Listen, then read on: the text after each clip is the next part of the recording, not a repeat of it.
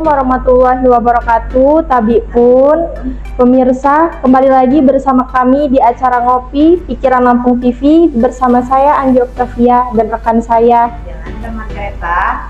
Mbak Yo. Apa Mbak kabarnya pada sore hari ini, Mbak? Alhamdulillah baik. Anggi, Alhamdulillah baik. Mbak, kan hari ini malam minggu nih. Biasanya kalau anak Gen Z ngopi-ngopi cantik. Kalau Mbak, apa nih agendanya Mbak? kalau saya biasa malam minggu namanya sudah rumah tangga, udah punya anak ya, jadi nggak bisa sendiri, nggak bisa ngopi-ngopi sendiri. Pasti bawa anak-anak lah, main jalan-jalan guys. Jalan-jalan sama suami ya. Mbak, topik kita yang akan kita bahas pada sore hari ini apa nih Mbak? Kita akan mengupas tuntas Kabupaten Pringsewu karena di Kabupaten Pringsewu ini sudah banyak sekali kemajuannya, dari pencapaiannya. Kemajuan kabupaten ini semenjak dipimpin oleh Bapak PJ Bupati Dr. Haji Maridul Kurniawan. Nah, kalau sepengetahuan Anggi nih Mbak, di Pringsewu itu sudah sangat berkembang pesat Mbak. Contohnya itu ada kegiatan nyeruput pagi-pagi, ada di cafe, rest area, iya. Dan ada yang lagi hits nih Mbak, anggur, perkebunan anggur. Ya, itu bukan cuma di terkenal hits viral di Pringsewu atau di Bandar Lampung aja nih, udah se-Indonesia. Terus Indonesia, ya. Gimana tahu kapan penjelasannya lagi? Kita tanyakan langsung saja kepada Bapak Ali Fikri, praktisi politik dan pengamat pembangunan. Apa kabarnya Pak? Alhamdulillah sehat. Assalamualaikum warahmatullahi wabarakatuh. Salam sehat untuk kita semua. Tabi pun. Boleh dong Pak disapa pemirsa Pikiran Lampung TV yang ada di rumah. Baik, para pemirsa, saya ngopi bareng ini dengan Pikiran Lampung TV.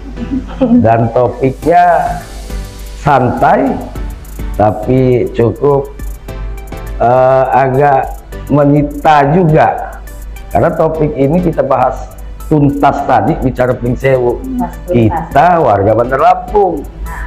Insya Allah kita juga objektif lah ketika bicara orang luar, atau Anggi bilang cantik belum cantik kalau bukan orang lain yang bilang cantik.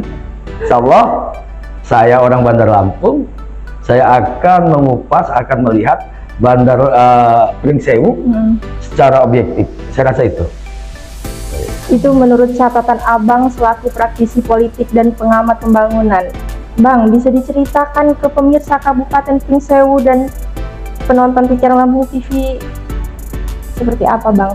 Jadi Pringsewu ini lahir,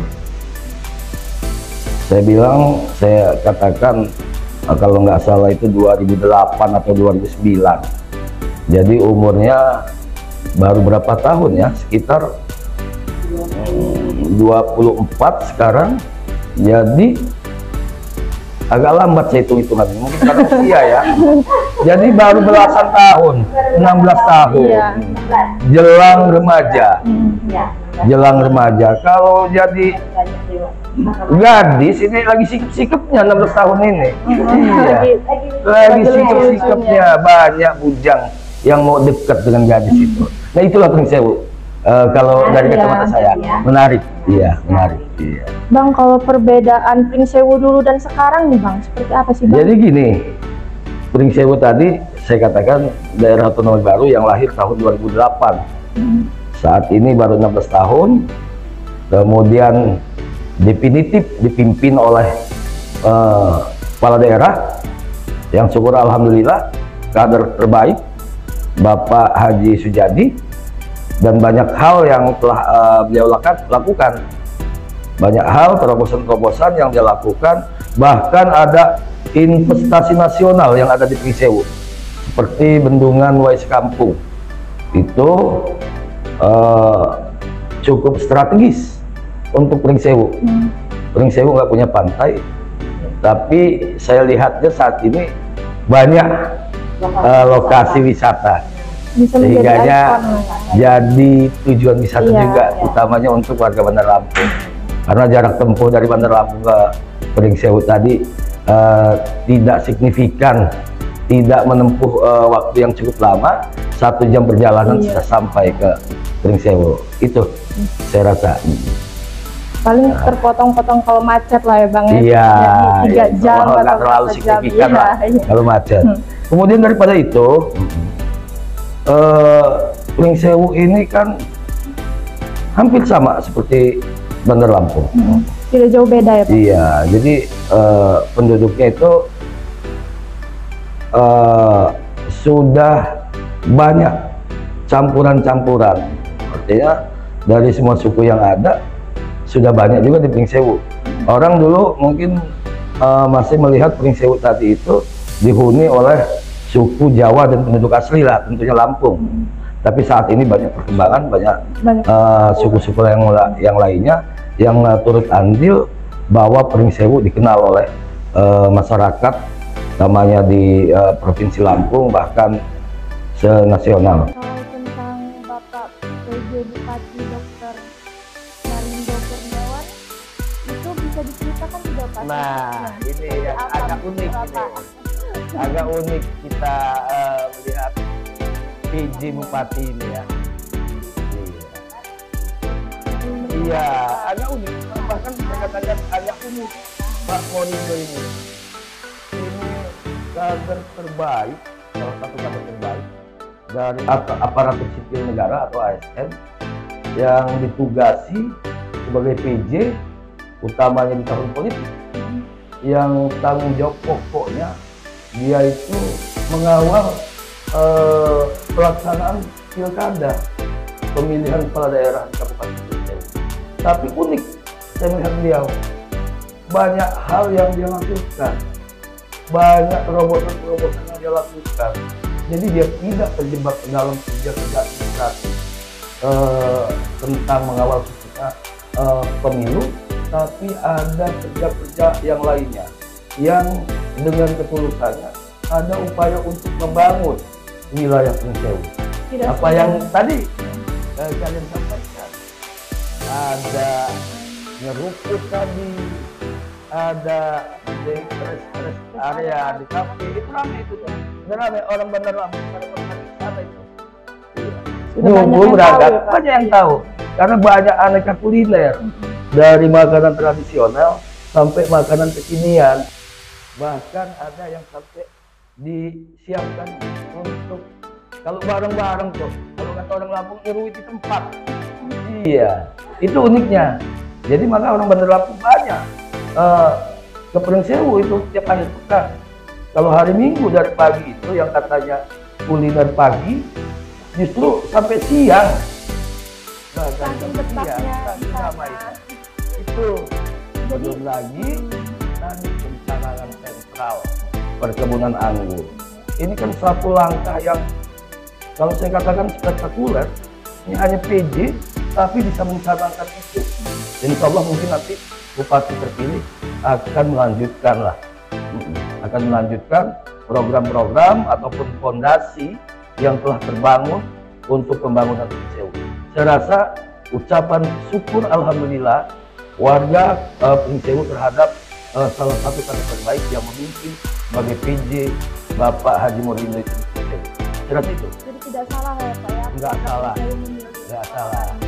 Jadi pemerintah pusat tadi itu tahu melihat, dan memang kalau tadi dia punya integritas personal, saya melihat integritas personalnya tadi itu dibangun menyeluruh, dibangun secara kolektif, menjadi integritas kekolektifan, membangun semangat untuk melayani rakyat. Mbak, semakin hangat nih Mbak obrolan kita bersama Pak Ali Fikri. Iya, membahas Pringsewu. Bapak PJ banyak banget ininya ya, apa kemajuannya Pringsewu bersama Bapak PJ Bupati Marindo. Nah, kalau menurut Abang program-program unggulan PJ Bupati Marindo apa saja sih Bang?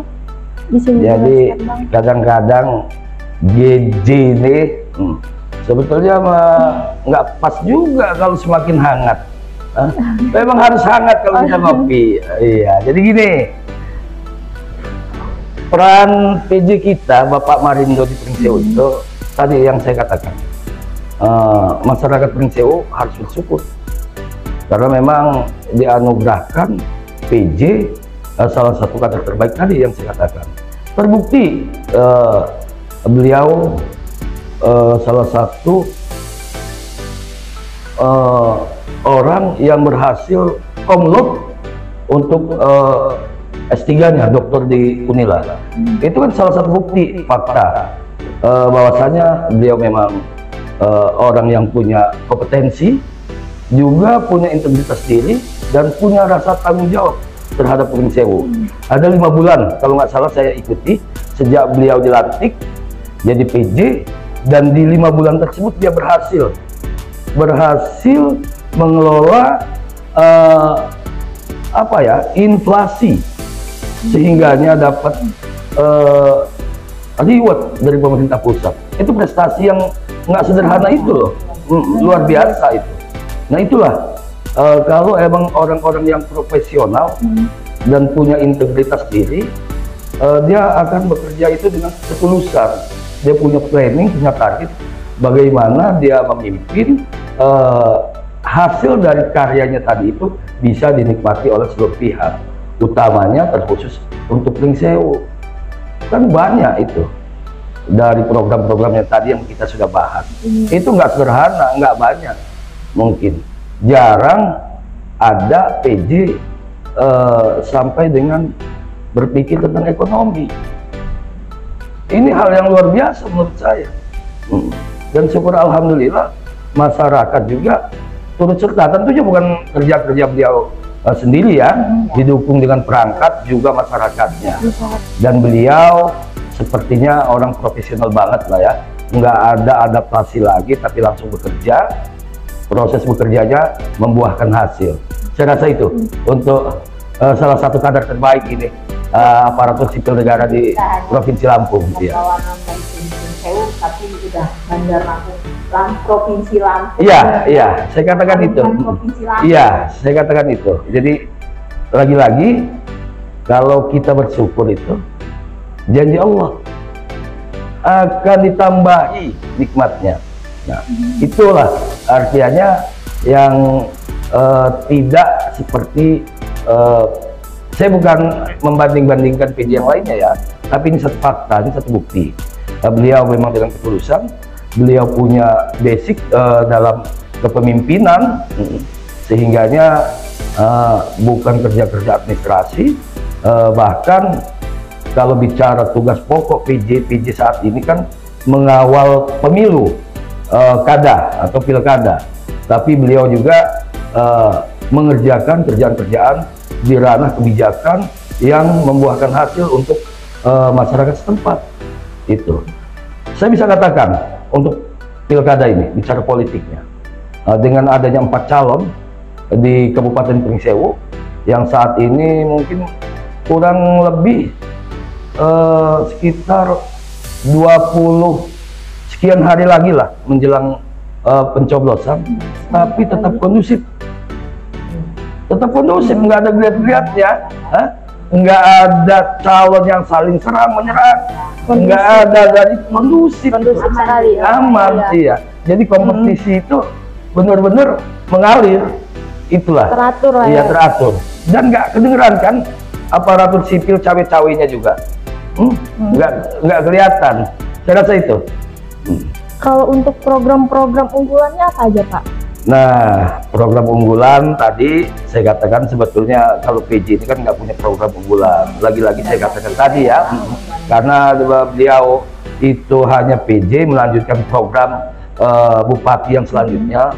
Tapi yang saya katakan, beliau berani ambil langkah di zona nyaman dengan membuat program-program yang alhamdulillah program tersebut direspon oleh pemerintah pusat, seperti pencanangan sentral perkebunan anggur. Itu dari kementerian loh, bukan isapan jempol ataupun angan-angan biasa. Nah mungkin orang kementerian melihat potensi yang ada, dan Bapak Marindo mau dan membaca hal tersebut. Itu iya, Nah, tinggal insya Allah mudah-mudahan nanti bupati yang terpilih bisa melanjutkan apa yang telah dikerjakan oleh Pak Morindo tadi. Jadi itu titik tekannya, beliau tidak seperti kebanyakan PJ-PJ yang lainnya. Beliau berkarya, beliau keluar dari zona nyaman dan buat terobosan-terobosan sehingganya Pringsewu terus bergeliat walaupun dipimpin oleh PJ, bukan yang definitif. Saya rasa itu. PJ Bupati Marindo menjabat Kepala BPKAD Provinsi Lampung. Kinerjanya seperti apa sih, Bang? Nah, ini yang jadi hal unik lagi. Lagi-lagi unik terhadap salah satu pejabat daerah kita. Terobosan yang baru-baru ini ya, yang dia buat, bahkan dia luncurkan launching pertama sekalipun beliau Kepala BPKAD Provinsi Lampung itu di Pringsewu yang namanya Kartu Kredit Pemerintah Daerah. Nah, kartu kredit itu kan tujuannya untuk mengefisiensi, untuk akuntabilitasnya, dengan juga efektivitas pengelolaan keuangan. Nah, itu kan mengikuti zamannya, digitalisasi yang menguntungkan, digitalisasi yang membuat produktivitas kerja tadi semakin nyata. Itu unik, bahkan saya kurang tahu juga untuk pemerintah daerah yang lainnya. Ini salah satu kader terbaik yang dimiliki oleh pemerintah Provinsi Lampung, Bapak Morindo ini. Berani buat terobosan, salah satu program itu yang jadi cukup signifikan lah, untuk kita apresiasi lah kinerja beliau di BPKAD. Oh iya Pak. Iya, kita sampai lupa. Ada prestasi-prestasi yang lainnya Pak ya. Kampusan yang paling utama nih kayaknya ada bambu nih Pak. Nah, itu kembali lagi kan. Bambu dan Dekrave. Iya. Itu kembali lagi, artinya Pringsewu. Bicara Pringsewu itu kalau saya sih memahaminya, memaknainya seperti bahasa Jawa lah ya, bambu seribu atau 1000 bambu. Nah, ini kan nggak terhindarkan pembangunan tadi, dan beliau melihat itu, menjaga itu, dan akan berupaya mengembalikan dengan program penanaman bambu di wilayah Pringsewu, sehingganya kearifan lokal, kemudian kultur yang ada terawat. Kadang-kadang kan bicara pembangunan tadi itu satu keniscayaan yang kadang-kadang menggerus budaya ataupun kearifan lokal yang ada. Saya rasa itu. Kalau untuk Dekrave sendiri Pak? Nah, itu salah satu upaya membangun ekonomi kerakyatan dengan memfasilitasi UMKM, dan syukur alhamdulillah orang yang membangun ekonomi kerakyatan tentunya enggak asal-asalan instan, bukan pencitraan.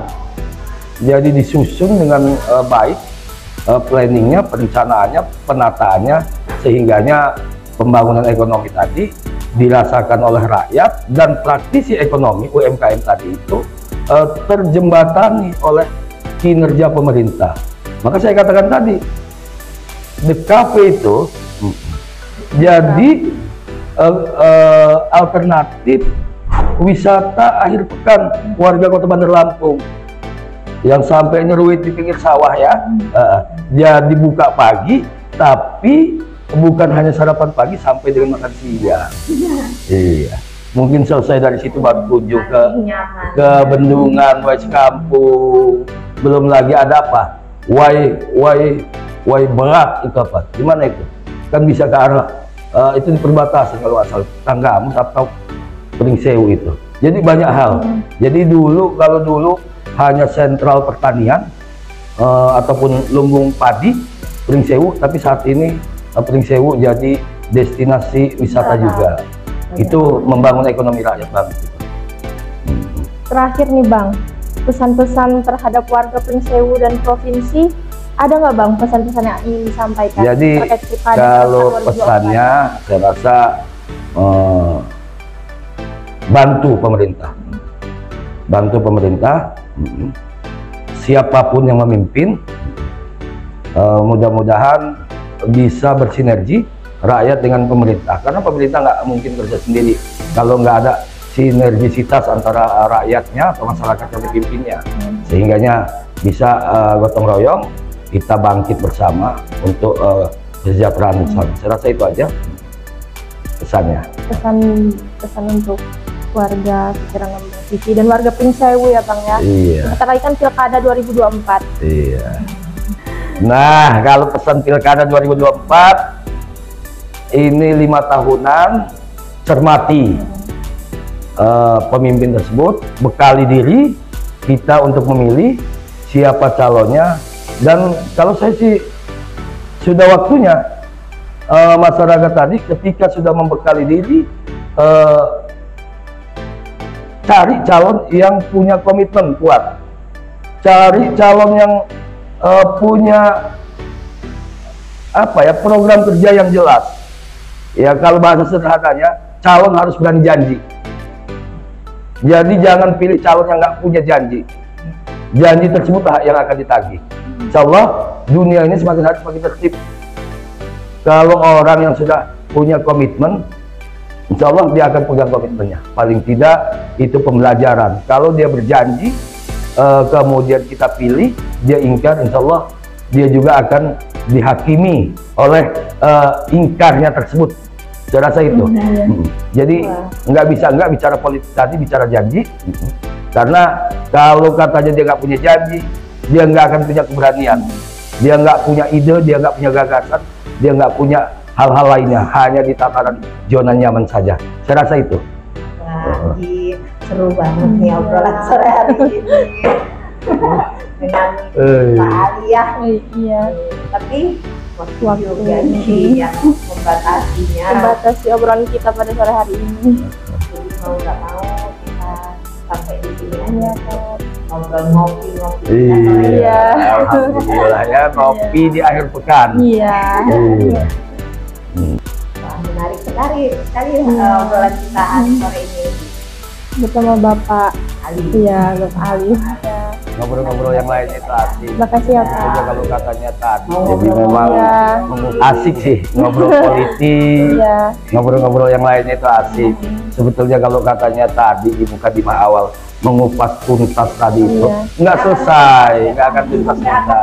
Yang pasti Anggi sudah punya agenda itu. Iya, Nggak ada malam akhir minggu. pekan malam Iya. minggu. Juga Yola ya, Iya. karena kita ini udah sejak Iya. Iya. Besok libur. Oke lah. Ya, terima kasih ya Bapak. Oke. Iya. Di malam minggu kira-kira ada agenda apa nih Pak? Sama dengan Yola. Agendanya tadi kumpul sama keluarga, ngobrol. Kalau kata bahasa Polandianya tadi itu apa sih? Quality time. Hai, bersama keluarga. Iya, nggak ngerti. Nah itulah pokoknya. Saya rasa itu. Iya. Iya. Iya. Ya waktunya Iya.